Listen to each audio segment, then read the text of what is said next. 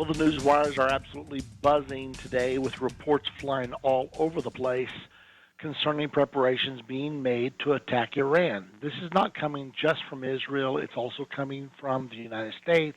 It's coming from Great Britain. Supposedly, NATO is even getting in on the act. So big news. We'll tell you all about it today. However, before we go there, this news item, actually unrelated, says Ban Ki-moon, the Secretary General of the United Nations, has reversed his stance concerning Palestinians seeking UN membership. In a surprising reversal, UN Secretary General Ban Ki-moon said Thursday, that's today of course, that the Palestinian Authority should not pursue its plan to be recognized as a member state of the nations. Wow, listen to that. They should not pursue their plan. Now the PA has been accepted into UNESCO. The authority's leadership should be satisfied with that achievement, Moon said. Anything beyond that, Bond said, will not be beneficial for Palestine and not beneficial for anybody. Now, what's going on? All of a sudden, we've got this dramatic reversal by the Secretary General of the United Nations. Well, here's what's going on. Bond, speaking before a meeting of the G20 industrialized nations in Paris, specified the reason for his change of heart: the financial hit the UN took when UNESCO approved the PA's membership. The U.S. and Canada have cut off funds to the organization, instantly lowering its operating budget by nearly 30%. Plus, no other countries have stepped up to fill in the financial gap. Altogether, the United States, Canada, and Israel have cut off their funding. The U.S. alone, that's a $64 million check that was scheduled to be cut next month. That won't happen now. So between the United States, Canada, and Israel, they've just sliced about 30% off of UNESCO's budget. You talking about getting someone's attention quick. Just slice their income overnight by 30%.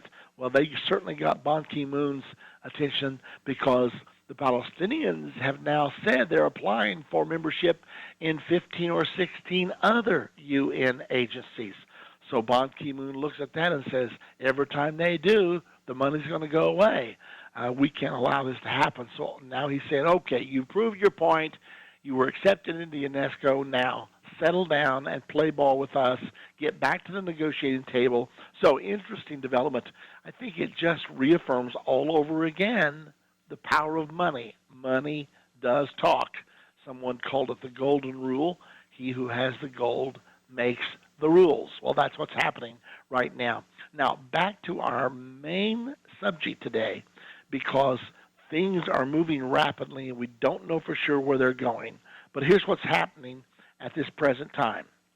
I want to get you the whole story because it's so interesting. We all need to realize what's happening here.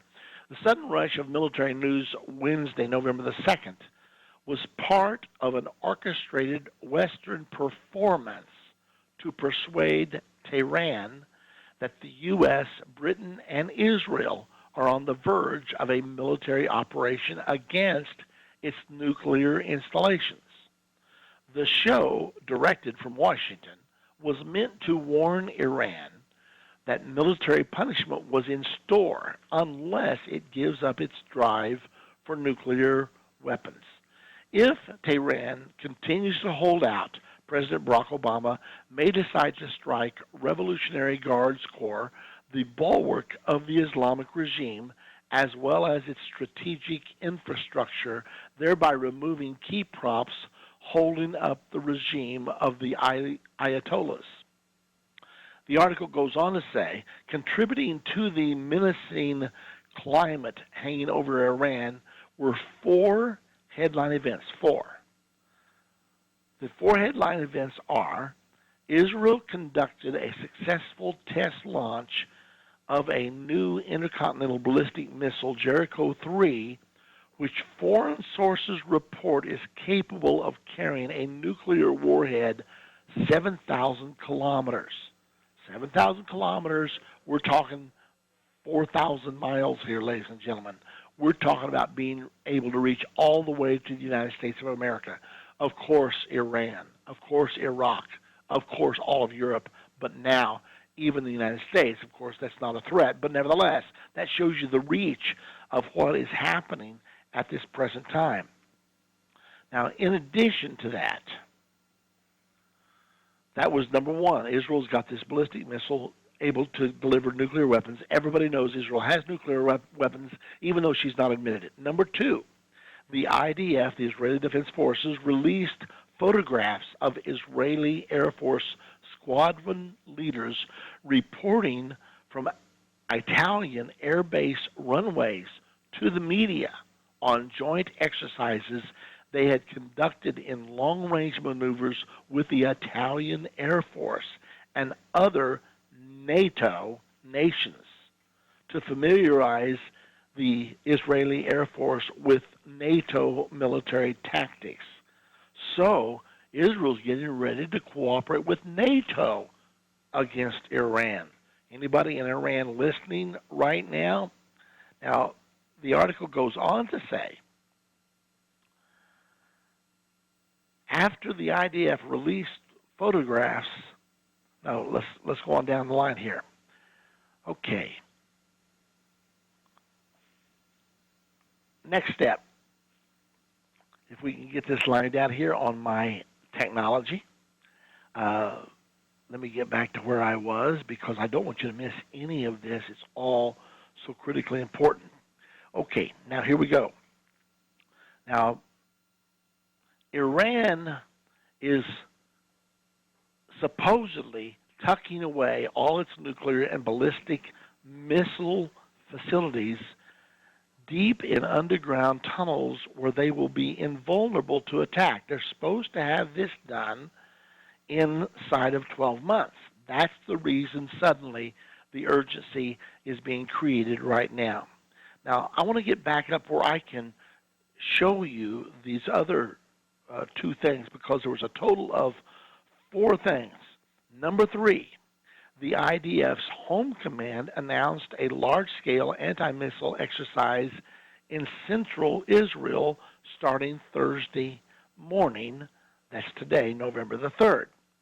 Finally, number four, Defense Minister Ehud Barak left for an unscheduled trip to London shortly after a secret visit to Israel by the British Chief of Staff, General Sir David Richards, earlier this week as guest of Israel's top soldier, Lieutenant General Benny Gantz. Okay, now let's go over these one more time. There are four things that have happened that appear to be threatening war against Iran. One, Israel has made it known openly that they have successfully conducted a test of the Jericho 3, which can carry a nuclear warhead 7,000 kilometers, which is 4,000 miles. Secondly, the IDF has released photographs of Israel Air Force in Italy,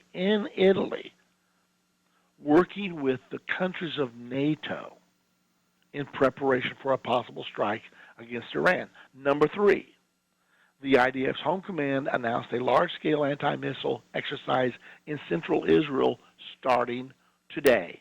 And number four, Ehud Barak has left for an unscheduled meeting in Great Britain with the British government, which has already been talking about participating in the attack against Iran. I mean, don't forget, it's the U.S.